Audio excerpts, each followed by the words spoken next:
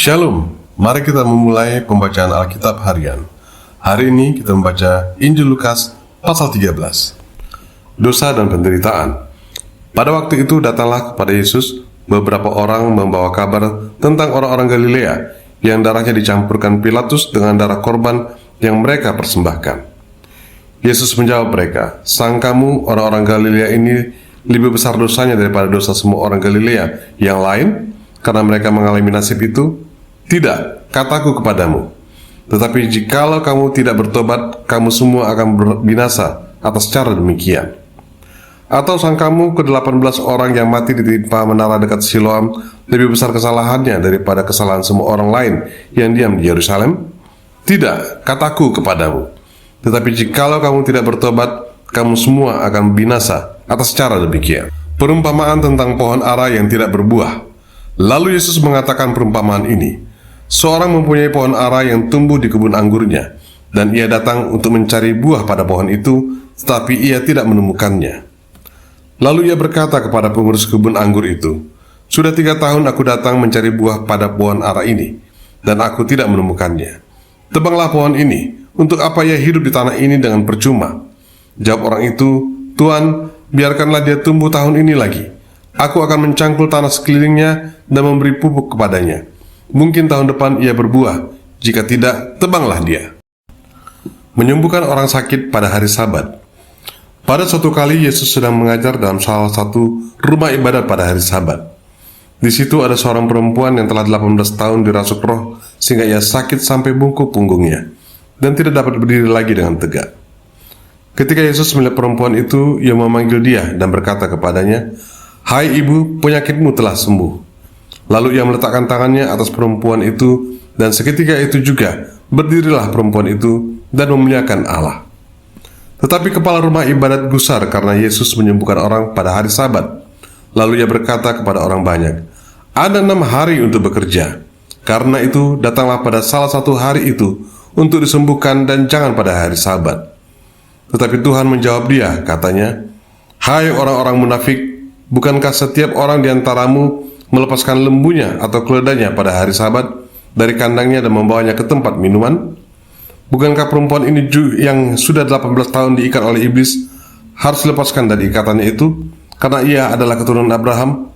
Dan waktu ia berkata demikian, semua melawannya merasa malu dan semua orang banyak bersuka cita karena segala perkara mulia yang telah dilakukannya. Perumpamaan tentang biji sesawi dan ragi. Maka kata Yesus, "Seumpama apakah hal kerajaan Allah, dan dengan apakah aku akan mengumpamakannya? Ia seumpama biji sawi yang diambil dan ditaburkan orang di kebunnya. Biji itu tumbuh dan menjadi pohon, dan burung-burung di udara bersarang pada cabang-cabangnya." Dan ia berkata lagi, "Dengan apakah aku akan mengumpamakan kerajaan Allah? Ia seumpama ragi yang diambil seorang perempuan, dan diadukkan ke dalam tepung terigu 3 sukat, sampai kamir seluruhnya." Siapa yang diselamatkan? Kemudian Yesus berjalan keliling dari kota ke kota dan dari desa ke desa sambil mengajar dan meneruskan perjalanannya ke Yerusalem. Dan ada seorang yang berkata kepadanya, "Tuhan, sedikit sajakah orang yang diselamatkan?" Jawab Yesus kepada orang-orang itu, "Berjuanglah untuk masuk melalui pintu yang sesak itu, sebab aku berkata kepadamu, banyak orang akan berusaha untuk masuk, tetapi tidak akan dapat. Jika tuan rumah telah bangkit dan telah menutup pintu, kamu akan berdiri di luar dan mengetuk-ketuk pintu sambil berkata, 'Tuan, bukakanlah kami pintu.' Dan dia akan menjawab dan berkata kepadamu, 'Aku tidak tahu dari mana kamu datang.' Maka kamu akan berkata, 'Kami telah makan dan minum di hadapanmu, dan engkau telah mengajar di jalan-jalan kota kami.' Tetapi ia akan berkata kepadamu, 'Aku tidak tahu dari mana kamu datang. Enyahlah dari hadapanku, hai kamu sekalian yang melakukan kejahatan.' Di sanalah akan terdapat ratap dan kertak gigi, apabila kamu akan melihat Abraham dan Ishak dan Yakub dan semua nabi di dalam kerajaan Allah, tetapi kamu sendiri dicampakkan keluar. Dan orang akan datang dari timur dan barat, dan dari utara dan selatan, dan mereka akan duduk makan di dalam kerajaan Allah. Dan sesungguhnya ada orang yang terakhir yang akan menjadi orang yang terdahulu, dan orang yang terdahulu yang akan menjadi orang yang terakhir." Yesus harus mati di Yerusalem. Keluhan terhadap Yerusalem. Pada waktu itu datanglah beberapa orang Farisi dan berkata kepada Yesus, "Pergilah, tinggalkanlah tempat ini, karena Herodes hendak membunuh engkau." Jawab Yesus kepada mereka, "Pergilah dan katakanlah kepada si serigala itu, Aku mengusir setan dan menyembuhkan orang pada hari ini dan besok, dan pada hari yang ketiga aku akan selesai.